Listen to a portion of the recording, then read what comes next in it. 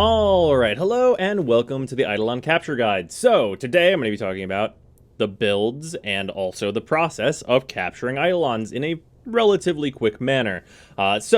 With that, let's just hop right into the builds and what these different builds are going to be doing. First and foremost, we have Chroma. Chroma is going to be your damage dealer. He is going to use Vex armor with a lot of power strength and a good amount of duration to buff himself way up.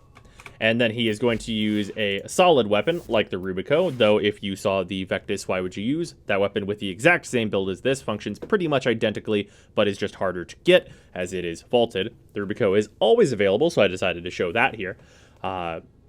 Using a weapon like the Rubico to destroy all of the parts on the Eidolon and also kill it very, very quickly, usually one-shotting all the parts and then one or two-shotting its main body at the end.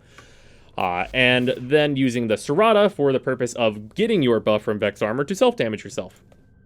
With that, because there is a Blessing Trinity in this party, this has more damage than you might regularly need to get your buff as Chroma, and that is because you're going to have the 75% damage resistance almost all the time.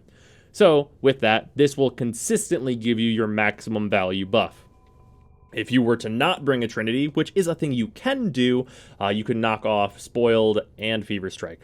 With that, I will say it is totally possible to solo the Eidolon fight with this build.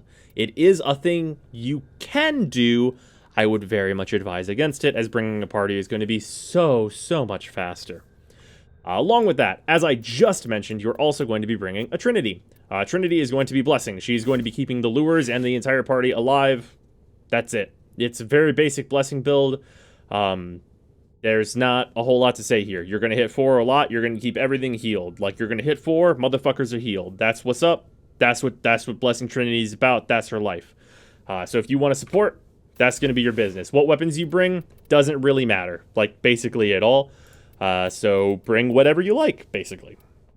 Along with that, also on the support side, we have a Harrow. Harrow is going to be making it so during the explosion phases of the Teralyst fight, which is whenever you break any of his parts, he will do a explosion phase for the first 3, and then a Vombalist phase for the last one.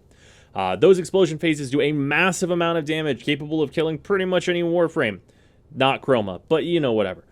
So, with that, Harrow can utilize his 4 to make the entire party invincible for the entire duration of that explosion, which is incredibly useful, as it turns out. And they're also status immune, so they don't get the mag procs. So, utilizing this is very smart. It is important to note that the reason I do not have more duration is because you cannot refresh Harrow's 4. So, anywhere from 100 duration to about 120 duration is fine. You're going to have to time your 4 whenever the explosion is going to start, and everyone will be invincible for the duration of it, and then they will all get the buff that your 4 also provides for a long enough period of time to take advantage of that in some cases. For the damage phases. Chroma doesn't actually need it, but the invincibility is what you're there for. And you just want to be able to get back to that invincibility by the time another part is broken, which is why the lower duration is a thing.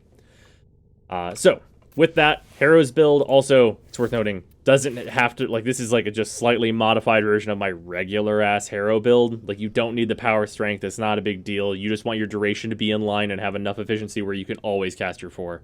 The build on Harrow, very non-specific. And finally, we have Volt. Volt is important for this fight because you can put down his 3, his electric shield, and whenever operators shoot through it, they get a critical damage bonus, which makes taking down the shields on the Teralyst much faster. So you're definitely going to want to bring a Volt for that.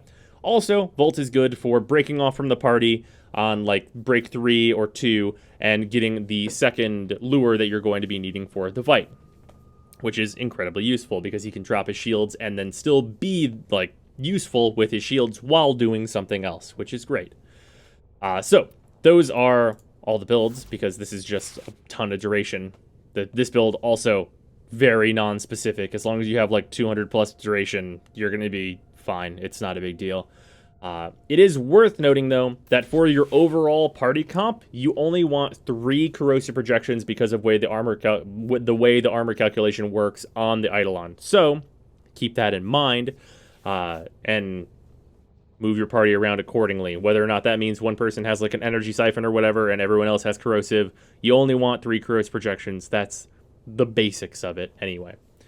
Along with that, it is worth noting that for companions, if you have an Adarza Kavat that is just sitting around collecting dust, you can use them to buff your operators, and because Vacuum doesn't work on anything in this fight for some godforsaken reason, you might as well, like, even if you have, like, a rank 0 Adarza Kavat, just bring them and their main ability to buff operators, and if they die, who cares?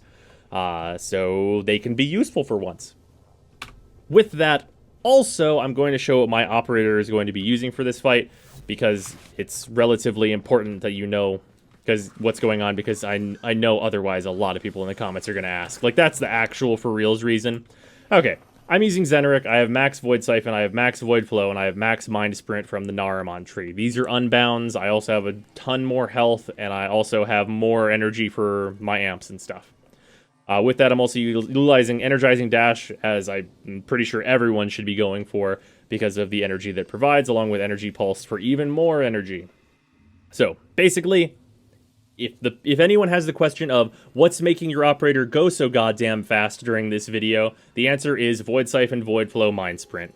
That combination makes your operator ungodly speed, and that is what I am doing whenever we actually do this run. So, with that, just wanted to get that out of the way and show that. And then also for the amp, I am using a full tier 2 amp, because for the Eidolon fight, unless you get into the realm of animation canceling and other bullshit that will almost certainly be fixed, the tier 2 amp is by far the best. The tier 2 brace and the tier 2 prism are definitely what you want. Scaffold is debatable and kind of doesn't really matter. T1 is probably the best, so if you want to go with a 2-1-2 mixed amp, that's fine. But personally, just the full T2 is, like, it doesn't really get better than that. Like, if you can build that, you're A-okay. So that is what you're going to see me be firing during that. And yeah, so now that we have gone over all of the builds, let's just get into the explanation of the mechanics of the fight, and then I will show the full run. So let's get on with that. Alright, so here we are on the plane. So first and foremost, if you're the host, you're going to want to look out and see where the Eidolon spawns the moment you enter the planes. It's very important, and then you can teleport over to it. Especially if you have the setup like I do, as I just mentioned, about the operator going fast. So the Eidolon shows up. What do you need to actually take this guy down, and what's up with him? So, this guy has 4 weak points. He has these little... Here, one sec. Oop, there we go. He has these little vents on him. These are his weak points. Whenever his shield is taken down, that's what you're going to be shooting. Or more accurately, your Chroma is going to be shooting that stuff. And destroying it for each phase. Those are what you're going to be going for, and then finally you're going to shoot it in the head to kill it. Although you can shoot it anywhere during the final phase to kill it. That is vitally important. Now, other mechanics that are important for this fight are Vomvalists. Vomvalists are these annoying little guys. You will normally be just absolutely annoyed the shit out of by these dudes at night, but during this fight they're vitally important, and you're going to often find yourself without enough of them. These guys are for lures, and what the hell are lures? Well, around the map at some designated locations, usually pretty much anywhere the Grineer hang out, so that main camp is a great place for them. Geyser is a fantastic place for them. You're going to find, a bunch of annoying Grineer. You're always going to find them, and you're going to find lures. To capture a lure, you're going to need to shoot it. Next, you attempt to take control and take control of it, as Anko says. Once you have control of it, Vomvalists will come close, and you can shoot them, and they'll be absorbed inside of it. Once it has eaten 3 of them, it will be fully charged, and you can see the charges are glowing on it. With that, let's find another Vomvalist to show a very important extra to this. There's one over there. So, and also, as a courtesy to your team, please always mark your lures. G is by default the mark key. We should have that other Vomvalist over here. There he is. So you can shoot him, and you can go into operator mode to shoot him and finish him off. That little orb that seems useless to a lot of people is the charge itself, so you can pick that up and bring that over to your lure manually. This will be an often, like, the fastest way to actually get charges into the lure. So I would highly advise that you do that. So now the lure is fully charged up. Well, what the hell do I do with a fully charged up lure, you might be asking? Well, remember the Eidolon. You need to bring this near the Eidolon. It will follow you, albeit it is a fairly slow lure. And it's worth noting that obviously the Eidolon is not hostile right now. So we can just kind of mill around with our bud while we wait for the lure to get over here. But basically what happens here is that the lure, whenever it's fully charged, will latch on to these points whenever they're broken. This prevents the Eidolon from running away, so if you've done a kill on an Eidolon, you'll note that every time you break one of those parts, it runs. Whenever there's a lure nearby that's latched onto it, it makes it so that it can't run away, and that's whenever you have to actually deal with those explosion phases more up front. So, that's very important. This is also the reason you bring Trinity, as Trinity needs to keep these healed at all times, and it's why Trinity is going to be spamming the absolute shit out of Blessing. And that's kind of the basics of it. You're going to rinse and repeat that for like all of the breaks, and then for the final phase, you're going to need 2 of these lures. One is enough to keep him around, but to actually finish the capture, you do need to have a second lure that you will also fill up. Filling up 2 lures is not a big deal. It's filling up 2 lures quickly that is usually the thing that takes a bit of time to get down at the very least. So with that, that's kind of everything you need to know about capturing him, because doing the damage is all Chroma's job, and keeping the lures alive and getting his shields down is the rest. And also, it's worth noting that you do want to have good angles with your operator and like shooting through the shield. So you want to have like a shield down and then go into operator, and then you want to shoot through like the top like head shoulder area of him, so you're getting a bunch of multi hits with your tier 2 amp.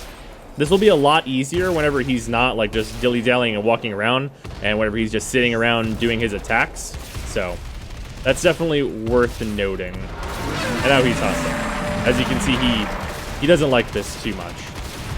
And you can get a ton of multi-hits on his upper body, which is going to be your goal for like getting his shield down, as it were. Anyway, so now that we have elaborated upon what you have to do, let's actually show a full run with a full squad and how things will actually go, as that's pretty important. So I will see you guys later, as that run is pre-recorded, and yeah, later everybody. Hope you enjoyed this. I hope you enjoy the run.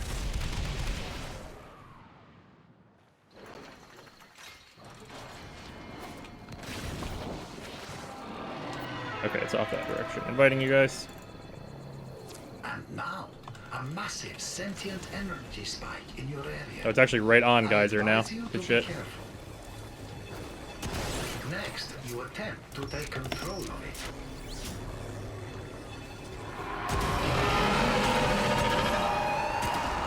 I'm here. Okay. Grab the lure from me. I told it to pause. Finishing off the Grenier there. Since I have that lure, just look for Bombalus and get the shield down while you're doing so.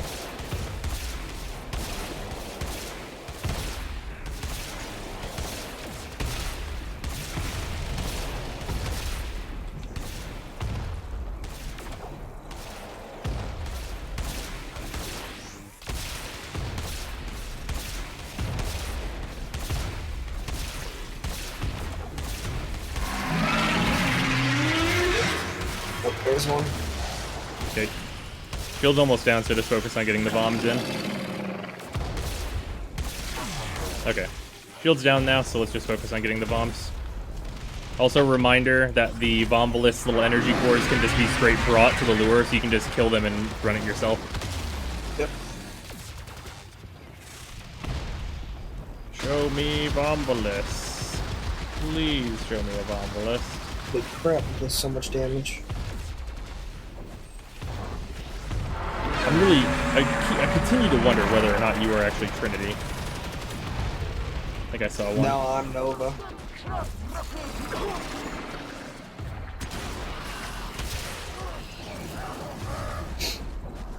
I have one charge I'm bringing over. Oh, that's full charge. Okay. Charging. The inside where you need to. What's up? Never mind. Alright, shield's over here.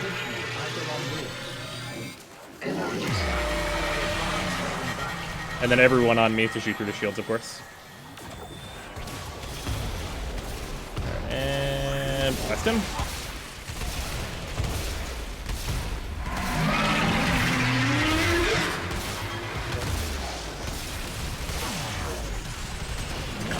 Other knees out.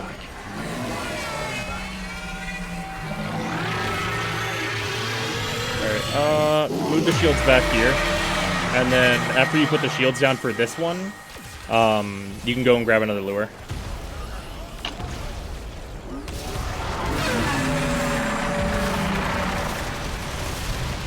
Just so that we like know it'll be charged for 4th phase.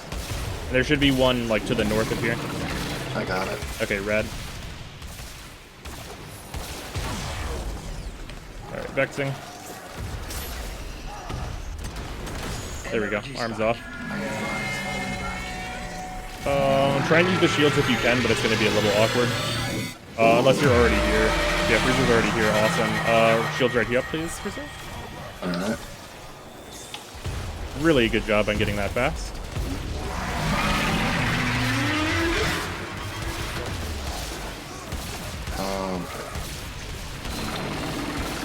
And then don't worry about filling that one up, because it'll fill up during the next phase.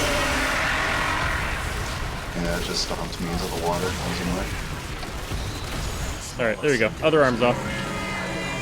So just make sure that you grab some of the like millions of bombs that are going to show up, and also bring your lure over here and stop it next to this one, so they're both right next to each other, so it makes it easier for Jacob to heal them. And also keeps it out of danger as well. Alright, I stopped it. Alright, rad. I'm gonna go over here so I can shoot it in the mouth. In its mouth place. See, now this is what a good run is.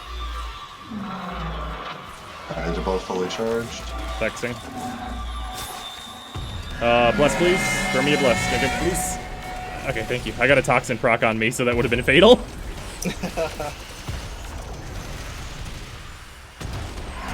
And it's done.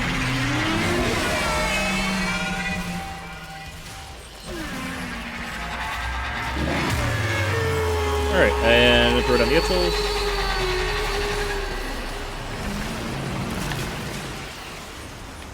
Boots up, back to middle. And back to Cetus Gate.